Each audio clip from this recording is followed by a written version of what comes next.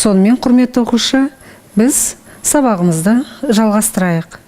Қазіргі өтейін деп отырған сабағымның тақырыбы сіз көріп отырғандай түргеш қағанаты.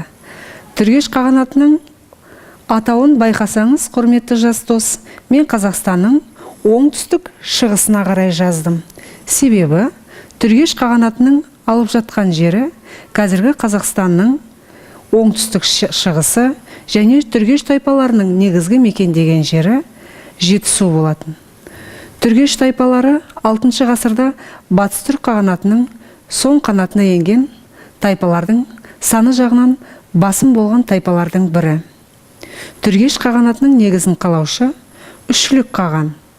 Бірақ түргештер Орта Азияда Шаш қаласының қазіргі кездегі Ташкент қаласы екендігін білесіз. Шығыс Түркістандағы Бесбалық, Турфан қалаларына дейінгі жерлерді алып жатқан мемлекет. Түргеш қағанатының негізгі ордасы Шу өзенінің бойындағы Суяб қаласы, яғни үлкен орда. Ал енді түргеш қағанатының кіші ордасы, яғни жазғы астанасы, қазіргі Іле өзенінің бойындағы Күнгіт қаласы.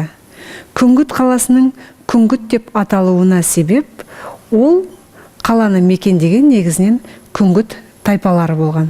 Сол себепті Іле өзенінің бойындағы түргеш қағанатының жазғы ордасы Күнгіт деп аталды. Құрметті жас дос, сізге мынандай логикалық сұрақ болып келуі мүмкін.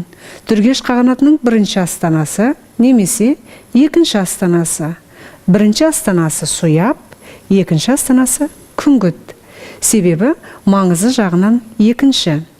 Ал енді түргештер туралы жазба дерек қай жерлерден кездеседі дейтін болсақ, Күлтегін жазбаларынан және Қытай шежіре жазбаларында кездеседі.